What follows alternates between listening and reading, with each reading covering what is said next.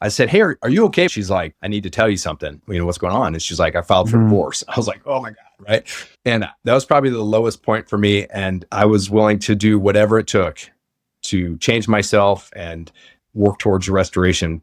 But I was fixing my heart and fixing my direction in life. I'd made some changes and she literally told me, I resent your changes, because I was sending the long, 10, 15 line text messages before. And I thought that was the way to do things. But once I started sending messages, she instantly started responding in the feminine. And I think it caught her off guard. She was literally saying to me, who are you? You've never asked me these questions in our entirety of our relationship. She's like, who's telling you to say these things? You just got to be coachable.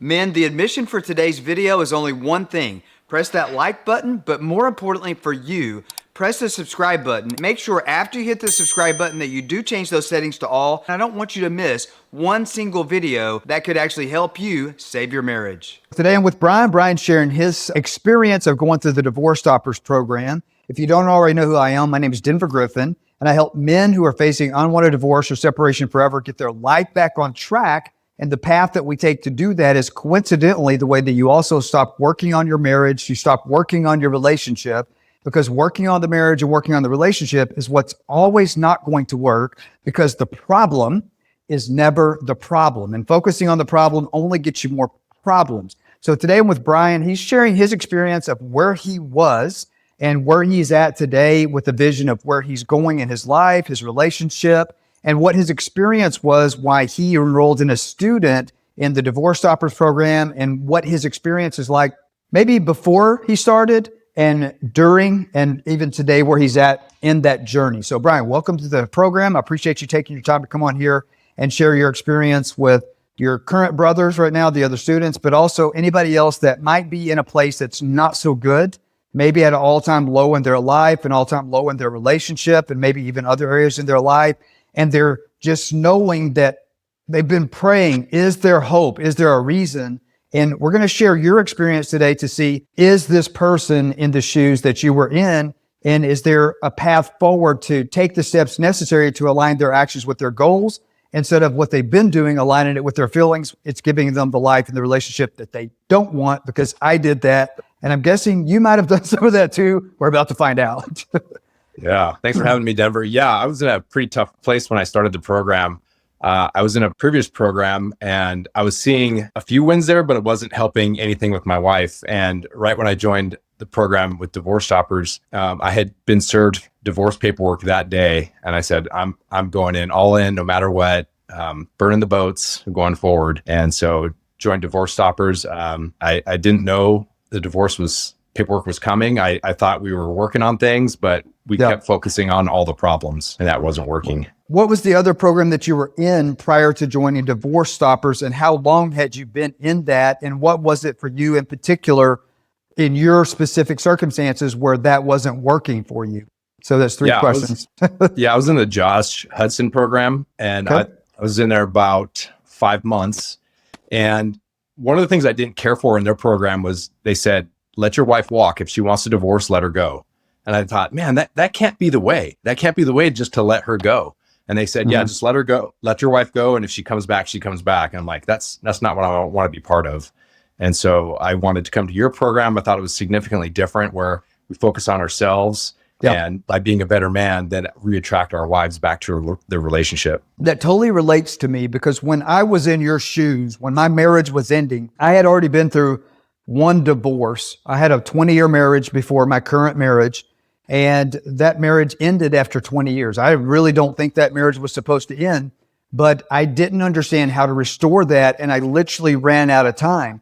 And, by the grace of God, I've been blessed with another marriage that was very, very great. It was for many, many, many years. It was amazing. But then life happens, stress, unbelievable, came on to the family. And I started maybe revisiting some of my old habits, old patterns. And I was kind of like this miserable man, and I was making my wife feel responsible for my unhappiness. I kind of lost my vision and my calling and where I was supposed to be going. And I started aligning my actions in my marriage with my feelings, and started putting pressure on my wife, which literally ultimately pushed her to enemies of the marriage, to let off the steam. Because when you apply pressure, that pressure has to be released somewhere. Otherwise, that person's going to explode. But I was just a very unhappy person. My wife was an unhappy person. And I positioned my leadership so that my wife felt responsible for not only her unhappiness, but also for my happiness. And nobody's designed to carry that weight. I don't know if any of that can relate to you. Let me ask you a question, though. You mentioned you're in another program. And I'm assuming the person that you indicated there, I don't know if they have one program, two programs. I literally don't really look at other people's content because I don't want it to influence what I'm doing here, because I know what works for my situation. And the goal is I bring men into this that are in the shoes similar to what I was in, because I've been qualified to take them out of that, because I just teach it the way that I restored my own marriage. And, that's really what works. But, you kind of bring up a point, not really like targeting one person or one program, but if you're a man right now, put in the comments if you're in a failed relationship and you're on YouTube and you're watching videos, or you might even be a paid student of another program. Is the person that you're watching on YouTube, or is the person that's teaching the program that you're in, have they ever been in your shoes? As a Christian, something that I teach, I'm a radically different Christian. I get the most hate from the Christian community. But as a Christian, I always teach God doesn't necessarily call the qualified. I went to college. I had a lot of psychological training in the 8 years that I was in school, even though I never actually got a degree and I'm not a licensed counselor. But I learned a lot about psychology really over the last 40 years as I've been studying. And the things that I learned in school, like if you have PTSD or something like that, it makes sense. But the things that I learned in college concerning the psychology of relationship restoration and counseling is the opposite in the real world of what works. It's the reason marriage counseling doesn't work. If one person wants out, one person wants to work on it, it never is reconciled because of counseling. Put in the comments if you think I'm wrong. If you know somebody that's in counseling and their marriage was restored, put that in the comments. But I can also challenge even your comment to say that if somebody's in marriage counseling and their marriage was restored, it was in spite of the marriage counseling, not because of it. Like there was something else, because that's not what works. So you had talked about another program. What was it specifically, not about the person, but about that process or that program? I realized there were some things that were said, according to what you're saying, that was out of alignment with the goal to restore your marriage. It doesn't make sense to say, forget the marriage if she has no interest. My God, you knew that when you joined. That was probably the whole purpose of joining. So that comment was out of alignment. But what specifically about the process that you were being taught to take, or for you that you saw this is not working? Maybe some statements were out of alignment, but the journey that wasn't working for you because of where you were and what your goals were, if there was something specific. I think when I just looked at the program as a whole, I wasn't seeing the kind of wins that I thought I should see. And I had seen a few of your videos, and I particularly liked that you had been through this process. Like you were a witness to the process and you knew the hardships. And I thought, man, that's kind of a coach I could take leadership from. And the other program, it just seemed there was men that you connected with, but it seemed so distant. And it wasn't like just a close relationship where I could get that one-on-one kind of coaching that I needed, or have the real close relationships with the other men in the group, which I think is critically important for guys, because oftentimes I think that's where we fail, is we lose our friendships, we lose our purpose, and we don't have that close connection. And like you were saying, we put all the stress on our wives and they're not meant to handle that. Mm-hmm. And I saw that in my marriage as well. Yeah, 100%. So when you joined that program and then ultimately found this program, so you joined one program and you found that, what would you say that was it making things worse concerning the marriage, or no?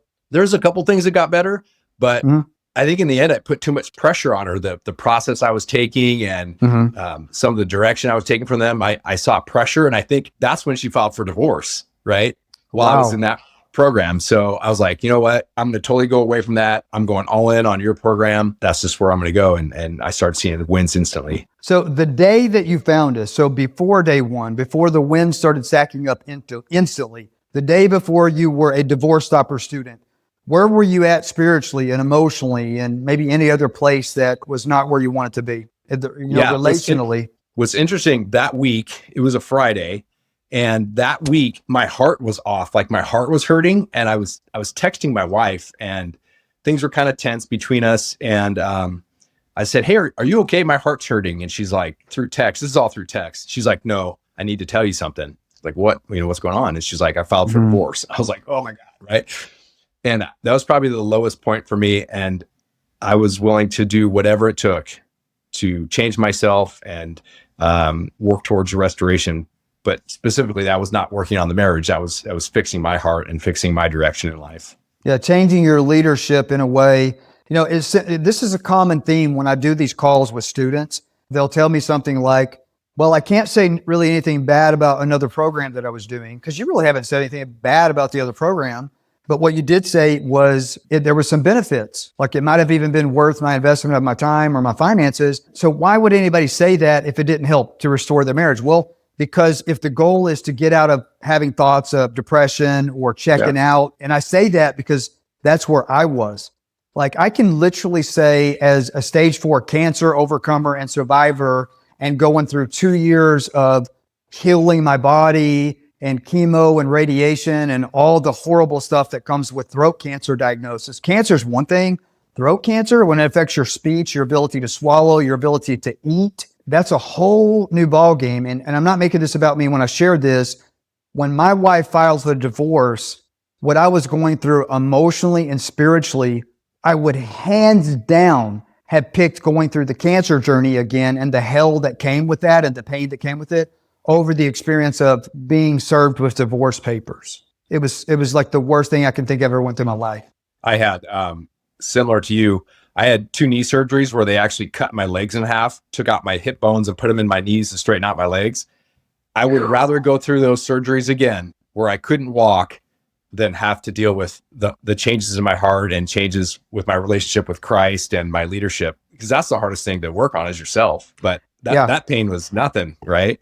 Yeah. For anybody listening to this, I don't know if this is true or not, but I've heard this my whole life, that knee surgery and knee pain and that type of medical treatment that you went through is some of the most, if not the worst, physical pain that you can experience as a human in the entire world. So if you haven't ever had a knee surgery or, that kind of knee procedures and you had to go through the healing process of it, when he brings that up, that's like probably the worst physical pain you can imagine, and multiply that times 1,000. And that's what he's comparing that to for anybody that's never had that kind of pain. So that really means that it's a really a bad place. If that's you right now and you're watching this video, put in the comments, have you lost 40 pounds? Are you sitting on your couch hopeless? Are you addicted to YouTube videos and you're laying and you're crying yourself to sleep at night? Is your first thought that you have in the morning when you wake up after she says, I want a divorce, we're getting separated, it's over, I don't want anything else to do with you? Is your first thought every morning when you wake up, if you're able to even get 2 hours of sleep, is your first thought, oh, damn, I wish I hadn't woke up. Like I am still living this nightmare. It's not just a bad dream. This is really where my life is. Put that in the comments if that's where you're at. And if you don't already know who I am, if you're new to the channel, my name is Denver Griffin. I help men who are facing an unwanted divorce or a separation from the woman that they love restore and rebuild it the right way. And we start doing that with communication on making your wife feel heard, valued, and seen. As of this week, I've started doing 3 videos on YouTube a week. I want to make sure you don't miss any of those. If you haven't already subscribed to the channel, I do have subscriber-only content, including this week, I'm doing a free text message communication training for my non-students, for my YouTube subscribers. And to make sure you don't miss any of these videos that you need right now desperately, make sure and hit that bell notification and change those settings to all. If you want to go ahead and stick in the comments also, if you have interest in that upcoming training for my subscribers, I'll make sure that my team gets the link out to you to do that. And that's going to be this week. We're going to be let you register for that. So Brian, you were at that place that I was, that so many people are, and 100% of the men that get to the place where the wife says divorce, 100% of the time, she has something called cognitive bias, or as you hear me say inside the program, confirmation bias. And what confirmation bias is she might even still feel emotions of being in love with you. She might even love you, but believe she's not in love with you. And that means that confirmation bias exists. How do you know? There's enemies of the marriage. You were the pressure that put the pressure on her. Your wife is a flower that was in your garden for a while. but you never know what the color of her petals were because you never understood how to communicate with her so that you could see the flowers of that precious flower that God has entrusted you with. All you know is there's a green stalk there with a bud on it that looks like the head of a penis. And sometimes it even feels like it, because when you start communicating in the feminine, which is the reason marriages fail, she will pivot into the masculine. So you feel the pressure of that penis that you've created out of ignorance. Not stupidity, not bad intentions, just ignorance, because we don't know what we don't know. Where would you say, you said things started turning around for you immediately? The goal of the program is that the train heading to game over forever, the goal anyway, we don't always achieve it, but about 80% of the time we do in the first 7 days, is we put the brakes on the train, we stick it in reverse and start building up some momentum going back towards restoration. You may not make love the first 7 days, but the goal is to turn the train around. It takes a minute. We slow things down to speed it up, to speed up the restoration. What did that look like for you? Step 1 of the Divorce Stoppers program, communication. Tell me your experience of that. Tell me if you were shocked or surprised also once you actually got started. Yeah. So initially, once I learned how to communicate with her through text, because I was sending the long, 10, 15 line text messages before, and I thought that was the way to do things. But once I started sending masculine text messages, she instantly started responding in the feminine. And I think it caught her off guard. And I think she started she was hitting the brakes like, whoa, like I'm slipping down the slide and I don't want to do this, right? And she's pulling back. She's pulling back, right? Oh, you're running the store. It scared her. She was literally saying to me, "Who are you?" in my text messages. And, I was asking her questions like, if you were a flower on our farm, what type of flower would you be? And she's like, you've never asked me these questions in our entirety of our relationship. She's like, who are you? She's like, who's telling you to say these things? I'm like, I want to know who you are as a person, right? And so instantly I started seeing some of those wins. But like you were saying, there were several enemies of the marriage. And it took me a while to figure out kind of the game board and all the pieces on the board, because some of these people were people that we were mutually friends with that, I was the guy creating all the pressure. And so she, naturally was going to these folks and saying, hey, my husband's being tough and he's working too much and we're not connecting. And so there was multiple enemies of the marriage. And so it's taken me a while to figure everything out and then start rebuilding relationships with those folks as well. So some of the wins came instantly, and it took me a little while after that to figure some more things out and work farther. Yeah. And for anybody listening right now, if you're listening to this video and you hear him talking about Brian saying, like she's saying, who told you to say this? I've never taught inside the program to go tell any woman, what type of flower. So just for the sake of people that are watching this, that are needing help, so they understand what that means, is I'm not giving anybody words to say. There's no checklist. Here's 1 through 99 items to say. What I am doing though, is instead for all of the new students, is I'm teaching you how to actually put yourself in your wife's shoes and see her. See things from her vantage point, from her perspective. And once you start the process of seeing your wife, then you'll have the process of hearing her. When you actually start seeing someone that's in front of you and you understand how to hear them. By the way, this is not common sense. I don't know that I've ever met anybody that actually, and I don't know anybody else in the world that's actually teaching this the way that I teach it. I hope it exists. I haven't come across it. How do you see somebody, hear somebody in a way that they feel seen, they feel heard, which organically just naturally makes them feel valued? Put in the comments if you're watching this video right now, where you know that if your wife could just see your heart, if she would just listen to you long enough to know what's in here, you wouldn't even be facing a divorce. You wouldn't have already got divorced. You wouldn't be hurting. She wouldn't be hurting. She wouldn't be mad. She wouldn't be enrolling enemies of the marriage to make it obvious that you're the bad guy in the divorce process here, which is very, very, very normal. Put in the comments if you knew if your wife could just see you, your marriage would be restored. Put that in the comments. Now, let me share something with you. There's a fast path for your wife to see you. And here's the secret. If you understand how to see her, hear her, that makes her feel valued. And then when you do that, it'll be the first time in a long time your wife will actually start seeing you. But that will not happen until you see her, which gives you the new eyes to see yourself in the reflection of her eyes.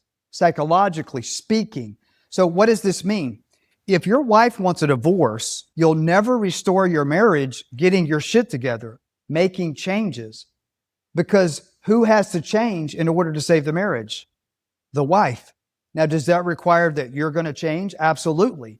But you making the changes is not enough.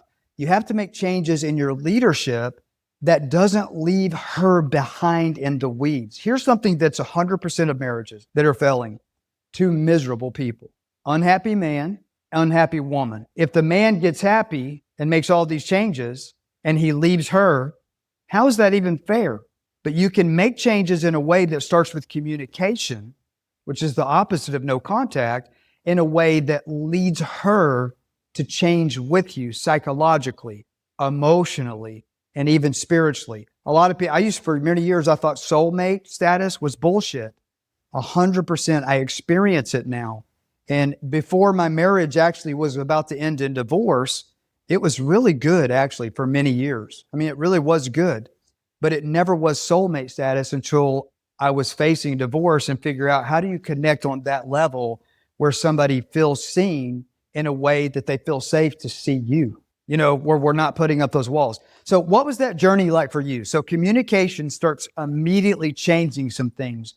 Where did that take you from there? Right. From the communication, that opens the door to, seeing your family again and less tense, but still there was some uncertainty and some trust issues, probably both ways, where we were both kind of nervous to be around each other. But I'll tell you, instantly I started sleeping better. Under the other program, like you were saying, I was sleeping literally 2 hours a day. And under this program, I started sleeping more, which helped me be more calm and focus on myself. I started seeing some wins as far as like spending time with my wife and kids and just seeing each other as people. And interestingly enough, I was able to look at other couples and see like, oh man, he's not communicating with her very well.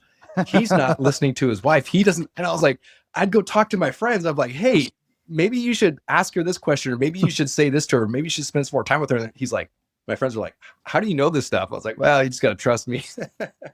And so I thought that was pretty amazing because I think once you can kind of teach something or talk about it, then you're learning it better. And so then I started seeing multiple wins, and I would say everybody's length of journey is a little bit different. There's, a preferred shorter timeline, but I think some things take a little bit longer just due to some, factors out of your control. Yeah, for sure. 100%. But the fact that you started having immediate turnaround in the training, that's the goal for 100% of every student. Like every student, if they do it the way I'm teaching, they should all experience that if there's communication. And, right now, if you're watching this video and you're like, if you're thinking, well, the only thing my wife will talk to me about is just the bills. The only thing that my wife will talk to me about is just the kids and the drop off or the divorce case. Like she doesn't want to talk about the relationship at all. I know you've seen examples where I've coached students. I'm pretty sure you've been on some of the live coaching where I've coached students like specifically around, hey, you're not doing what I'm teaching on the communication, and how logistical communication over a light bill or over taking the kids to camp or, just taking the dog to the groomer can have a huge impact on turning everything around, because you can use the stuff about logistical stuff that has nothing to do with the relationship. You can use that to really make her think, oh, who am I talking to here? Like nobody's made me feel this way in my entire life. You know what? Let me ask you this. The stuff I know now, I didn't know when my marriage for the first several years, when it was what I would say really, really good, like a really good, healthy marriage. Right. At that time, I did not know even then how to make my wife feel seen, heard, and valued. The reason the marriage was so good before it faced divorce was because we just had fun. But I truly didn't have the eyes to see my wife. Would you say that the new eyes of seeing not just your wife, but how did that land in your family with your children and other family members and colleagues and coworkers, employers, employees? How did it start evolving you as a person, and from the perspective of what were other people thinking about the relationship that they had with you, if you had a significant change in any of those areas? Yeah, I'd say the first real changes I saw was speaking to my kids and learning to understand them as a microcosm of my relationship with my wife. And my wife actually made the comments. She's like, man, the kids are really responding to you, and they're talking about how their time with you has been great and you're listening to them. I was like, yeah, things are going well. She's like, I wish we had that. I was like, yeah, me too. And, I noticed at work, talking to some guys, as a dude, a lot of times we don't talk about feelings, or we don't talk about what really motivates us inside or our family lives. And so I was able to talk to a lot of friends in a way that I had never talked to them before and understood them. And they really opened up to me. And a couple of those guys seemed like they were having some troubles with their marriage. And I would just sit and talk and listen to them for like an hour or two. And I said, well, why don't you try this or this, open up and understand your wife and listen to them. And they'd come back a couple of weeks later, like, man, that really worked the trick. And I'm just thinking, if I would have known these things a couple of years sooner with my wife, or from day one, really, I could have built something far greater, but we're on that path. Yeah. Yeah, 1,000,000%. You could have done that. Not only could you have built things far greater in your marriage, you could have built things far, far greater in the intimacy with your children, your leadership there as a parent, but also as an entrepreneur, like in your business and your calling. For anybody that's watching this video right now, if what we're talking about right now with Brian, the successes that he's shared, where he's at so far, we're going to share some more of this. But if you know that you're in the same situation, that the divorce is filed. Maybe you've already got a legal divorce, and maybe she's shopping the market. Maybe she's looking at a boyfriend, or maybe you're naive and thinks that's not happening. And it very much probably is so happening. If that's where you're at and you know that you need help, my video editor is putting up a QR code right now. This week, I'm teaching a pre-marriage U-turn masterclass live 9 times. If you'll pause the video, scan the QR code, or go to the link in the description to register for that free marriage U-turn masterclass, I'm going to show you the first steps in identifying how do I understand if communication is where the breakdown is. How do I know and understand, am I dealing with confirmation bias? And if that's where you're at, register for that free marriage U-turn masterclass.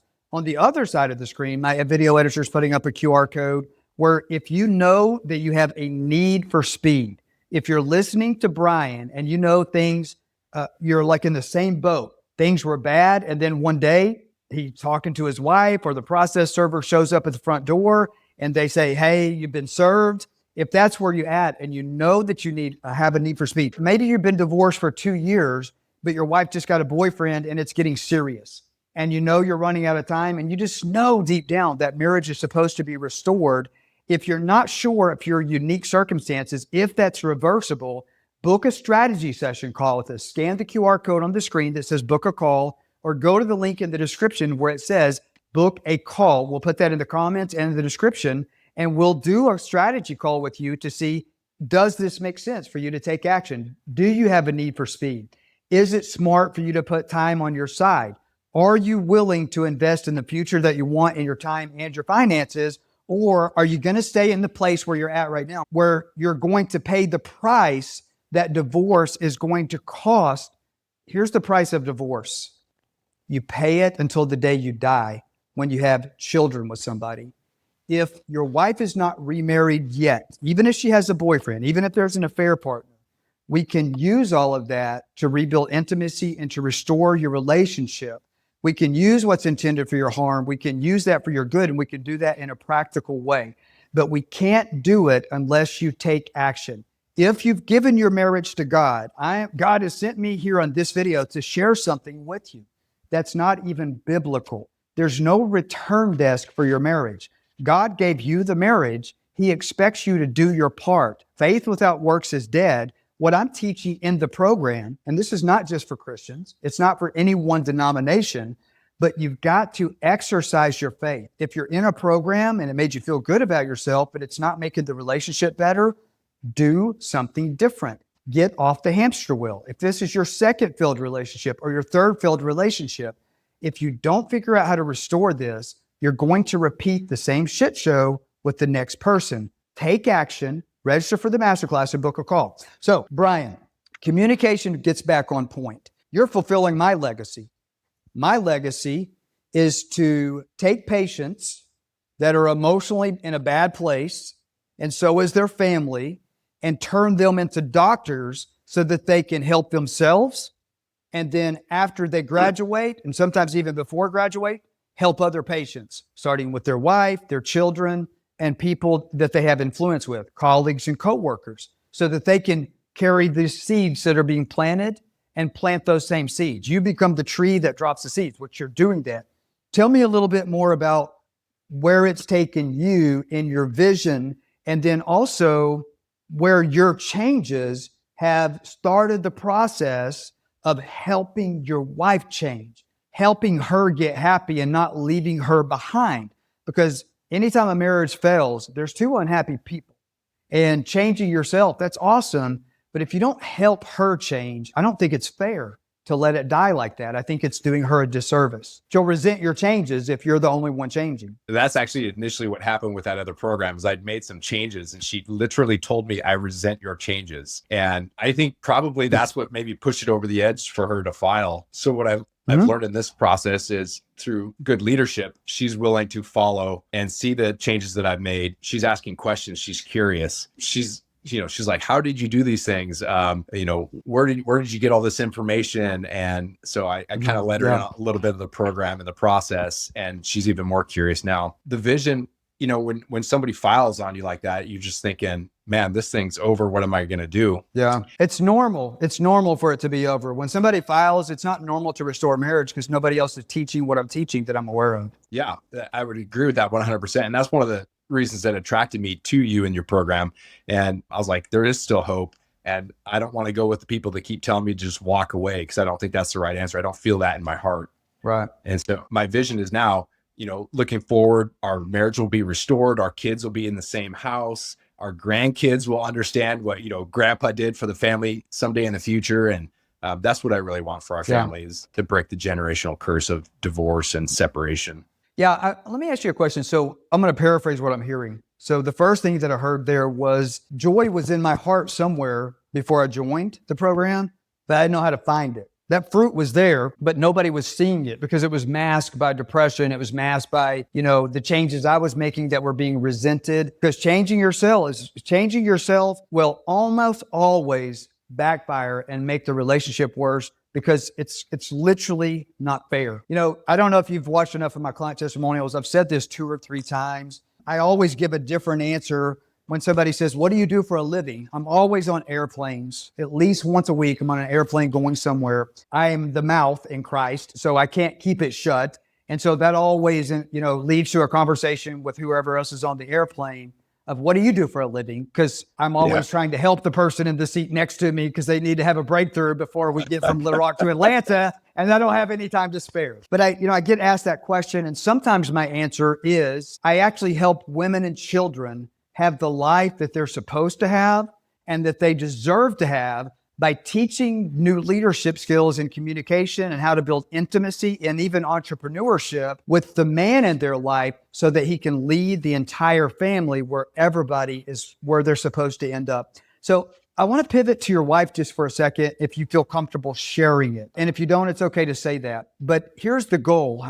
I'm curious. So you brought out that it did change your wife in one way before she wanted a divorce. And when a woman that wants a divorce, she has zero curiosity. Curiosity is where a relationship starts. If there would never be a marriage if a woman wasn't curious about you. Put in the comments right now if you know that your wife or your long-term baby mama relationship lover, she has zero curiosity. She has no interest in you other than how fast can we end this. But you told me that you started making some changes in communication, and now your wife starts getting curious as other people. They wanted what you have. But what it does for people is changing in communication and changing the way that I teach it in the program. It's a light that's attractive that other people get curious about it. And they should all start asking you, what's going on? How is this possible? Why? Because it is not normal. It's not normal. Do you see that the way that you've changed has helped your wife also start the evolution in the process of working back into finding her joy, not just happiness, but like that joy that maybe was suppressed before because of personal things that had nothing to do with you, personal things that had everything to do with you, and then life in general, that can suppress our joy with stress. I think that's what the Bible means when it says, leave peace with your other brothers and sisters that deserve it. Well, the way that you do that is through communication. A doctor that comes in to make a patient a doctor also. How did that affect your wife in a way that makes you feel good spiritually and emotionally, and like even like you have done the right thing in your integrity, the way that you're doing it, not controlling. You gave up control to be in control of the life that you want, but now that new mindset is helping starting in your own house. How did that affect your wife and your children?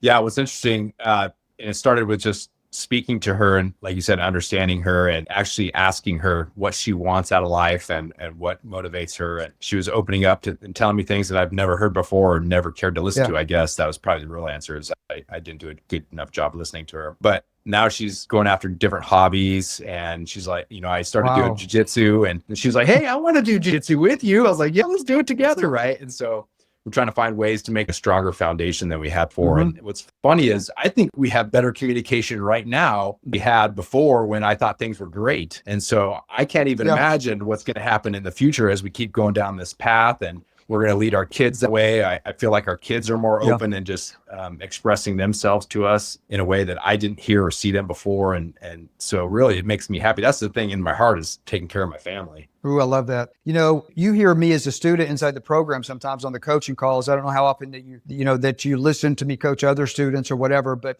I really do mean it when I say you can get to a place emotionally with your spouse that becomes a spiritual experience. For me and my wife, we took it to a place where in the beginning it was so good, right? And then it went to hell and divorce. And then on the other side of doing and implementing all this stuff myself, we literally got to a place that for me personally, and it's my goal for all my students. Maybe a lot of the students think that I'm just full of shit. I don't know, but I really do mean this when I say this, that in my own personal marriage, I thank God every day that it broke down, because understanding how to see my wife with the eyes that I have now put us in a place that we so emotionally connected that the act of sexual intimacy for us became a form of worship to our Creator. It was that beautiful, that pleasurable. And it takes just a minute to get it there, but with those new eyes to see, I think it gives you a vision to literally see into somebody. So I don't know if you had this experience. This was my experience. When my wife filed for a divorce, I wasn't really in love with her. And let me explain for you, tune out if you're watching this video. I was in love with a woman that was dead. She no longer existed. I was in love with the idea of the perfect woman that I married, and I couldn't see the broken, hurting woman that was now in front of me many years after the marriage. And so what I mean by that is it took me letting go of somebody that wasn't even a reality anymore. And I started seeing how my lack of leadership, my harsh words, my lack of emotional and spiritual connection contributed to a woman that was hurting, that was depressed, that was miserable, that was full of pride and cover it up. And I fell back in love, I would say even deeper, with this new woman that I could now see that was broken, that was desperate for help, but the world doesn't have practical implementation. And I would even go so far as to say in the church in general, our pastors, our preachers, prophets, everybody has good intentions and there's Bible scriptures there. But if you don't have somebody that's been in these shoes, they'll never understand or be able to teach you how to practically implement those scriptures in a way that gives you the eyes to have a transformation by the renewing of your mind, so you can fall in love with that broken person that's in front of you that you don't even see. But once you have eyes to do that, now you're actually qualified through your experiences to help them at the same time you're helping yourself. Would you agree with that? Did you experience that at all? Yeah, it's funny. I remember the picture when my wife and I got married, and that's the woman that's in my head, or was in my head, right? And then so all these years later, we have kids, we're older. I'm still thinking those things and seeing that. And she's far different. She's evolved over time. She's grown, she's matured. Yeah. And I wasn't seeing those things, right? And that was hurting her heart. And she's like, you don't even know who I am. And I'm like, of course I know who you are. We're married, right? But what she meant was I couldn't see her heart. And I certainly wasn't validating her as a woman. And now it's like I can see her, I see her isms, and I just get excited, to be around her and notice all the little things about her, what makes her special. And that makes me excited, right? That makes me happy. Yeah. And what you do also is you stop showing up to protect her to death. You give her permission to want to do jujitsu. You give her permission to fail, to fall, and to flub things up. You give her permission to do all those things.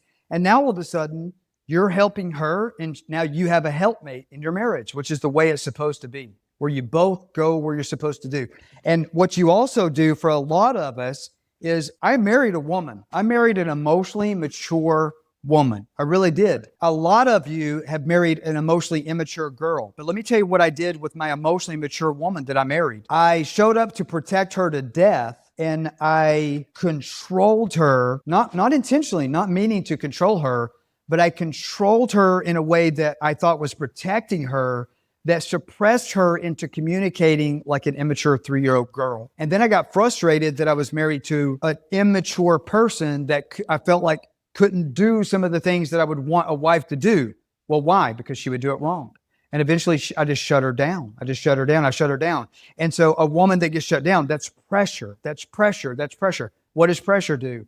It goes to an enemy of the marriage to let off steam because it has to escape. The pressure, guess what? That pressure is supposed to come out in the relationship with the husband and wife, from the wife to the husband. And by the way, it's not supposed to come out from the husband to the man. Your wife is not designed to carry that weight. If you're dealing with issues and you need somebody to talk to, it's 100% okay to talk to somebody. But you find somebody else that has a penis and at least one testicle, maybe even two. Some people don't have descended ones and testicular cancer. The point I'm making is you don't share your problems like that with your wife. You don't put that weight of the world on her, but you are designed to help her carry her weight, but you're not designed to go keep the weight from being on her. Sometimes even God has a plan to put, even in the Bible, one of the things when a marriage is ending, this is what's normal. It happened in mine. My wife loves God. She does. But when she walked out, or I shoved her out, however you want to say that, when she filed for a divorce, I ran to religion. I ran to Jesus. I ran to the Bible. She ran away from all of it. And, she still loved Jesus in her heart, but she ran away from action steps that would actually be aligned with Scripture. And so what do we want to do immediately? In my mind, I'm like, you're definitely not being the Proverbs wife. Well, what does it actually say a Proverbs wife is? Here's what it says. She takes her hands and she buys a vineyard. She buys land and she plants a vineyard and she sells her harvest. And she does all these things that's honoring with it. So what does that mean?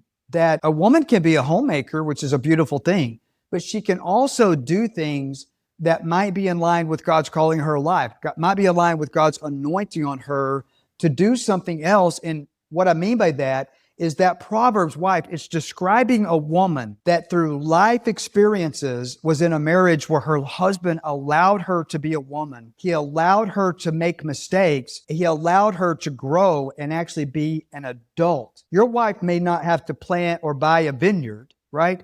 But she deserves the freedom to fail, fall, and mess up, and you're there to help her back up. But you've got to give her permission to be an adult. How many? Put in the comments if your wife has talked about she can't breathe. Put in the comments if your wife has said things like, I feel like I'm one of your children. Put in the comments if you feel like you have to take care of her like one of the children, and you have the weight of the world that's on your chest, and you're not supposed to be carrying that weight. That's you holding on to control to protect her, which is not protecting her. It's actually hurting her. It's suppressing her, and it's hurting your entire family. Does any of that relate to you? Well, all of it, actually. I was putting a ton of pressure on her. I was working 5-6 days a week on 15, 16 hours a day, making her make all the decisions, right? I was putting all the pressure on her at home to make every decision for everything. And it wasn't planning date nights. If we went anywhere, always with her friends and her group of people, right? And she had to plan everything. And so just every aspect of our lives, she had to not only plan it, she had to carry it out because, hey, I'm working, right? And I'm paying the bills and that should be good enough, but it wasn't. And I know that now. And I think that's one of the things that shocks her when I plan things. Well, when I start to plan things, she's like, wow, you planned something. That was great, And I was like, yeah, that's what I'm supposed to be doing that. Yeah, it's what I'm supposed to be doing the whole time. And I'm sure that you're radically different from any student I've ever had. I'm sure all those things that she was taking care of, I'm sure that you came home every day and said, wow, you did all of this right. And you had no criticism of any of that. So you never criticized, you never complained, you never condemned.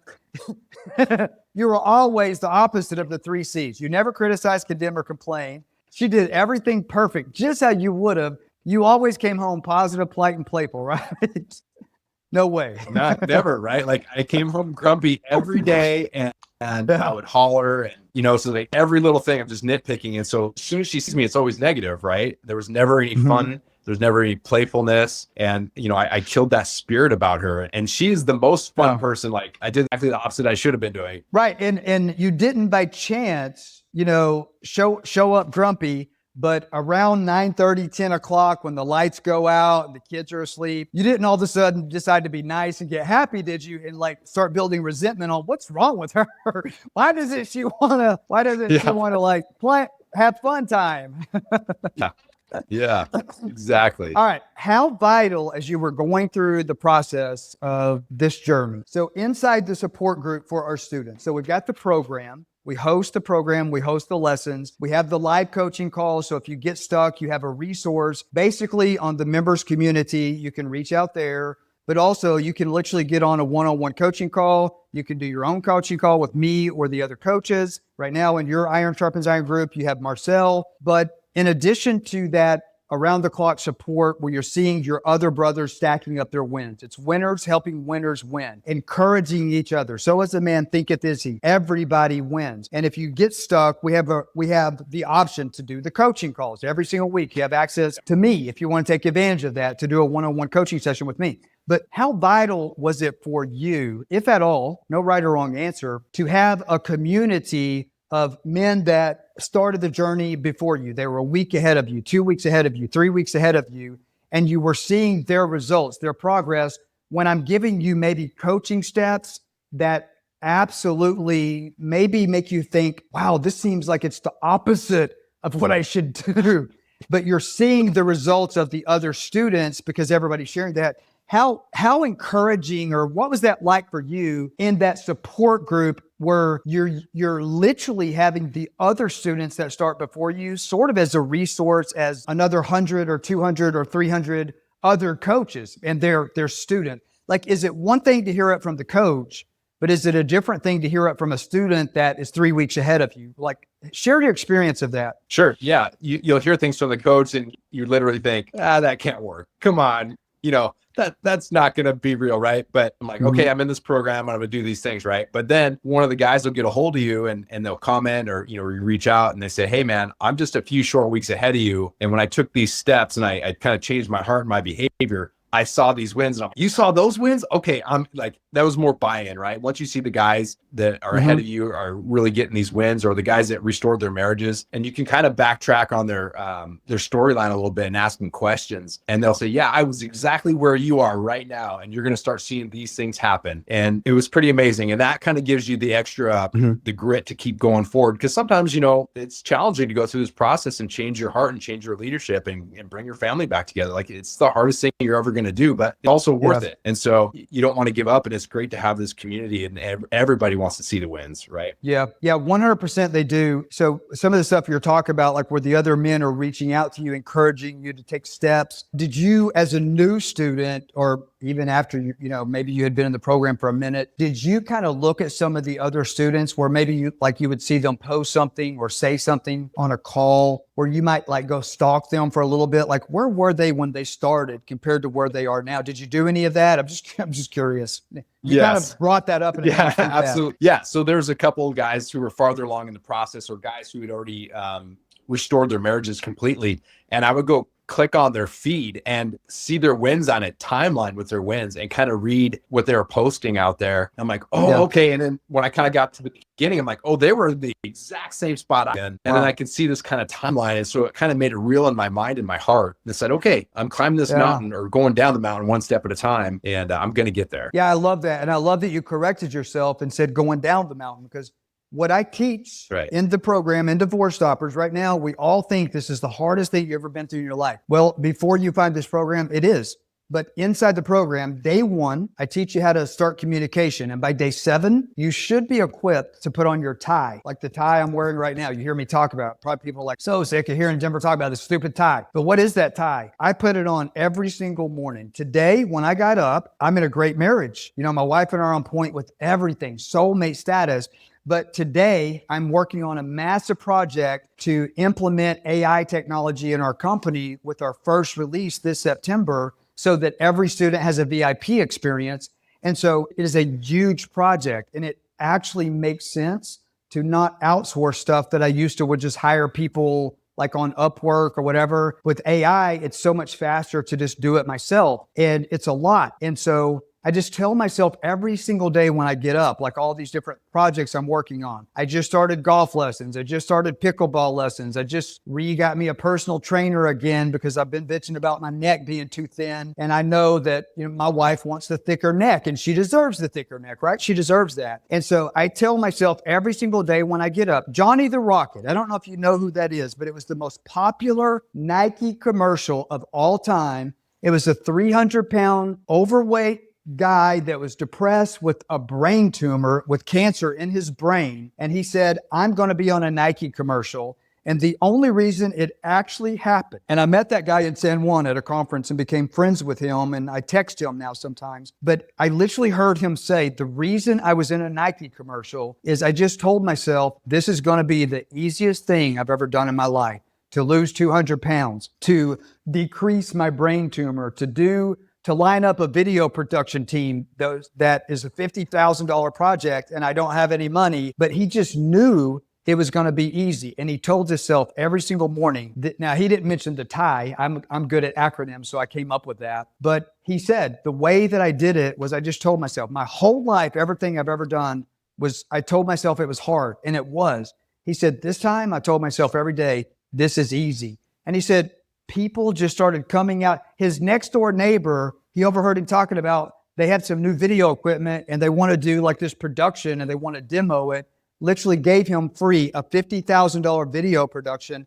And it happened the same week he started telling himself it was easy, like literally stuff that was miraculous. My tie, this is easy. But if you don't understand practical steps to make it easy, so if you're a guy right now, what would you tell this man, Brian? There's a lot of men right now that are watching this. They've lost 40 pounds this month. They're laid up on the couch. They're depressed. They have literally become addicted to YouTube videos. They're in another program. They feel really good about themselves. They're not suicidal anymore. They got in the gym. Their biceps are bigger. They've even added 3 inches to Mr. Johnson down here. They're feeling really good.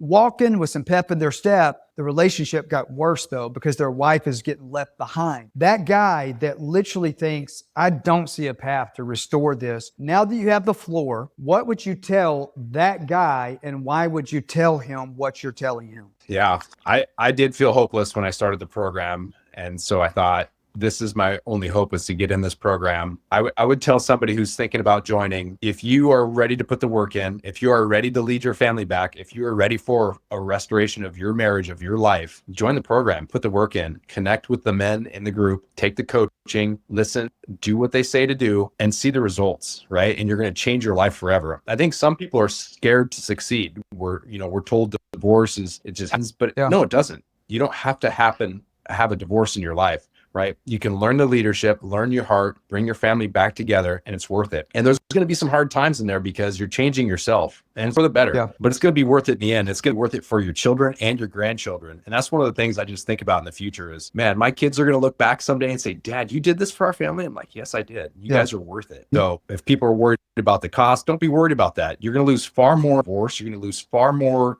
throughout your life in child custody or whatever else. It's worth it to restore your family and do it right now. Don't wait. I waited. I was talking to one of the other brothers, Dylan, and we both were kind of lamenting about, man, if we just would have joined 6 months sooner, we could have saved ourselves so much heartache. And we waited. We thought we could do it on our own. We could join other programs.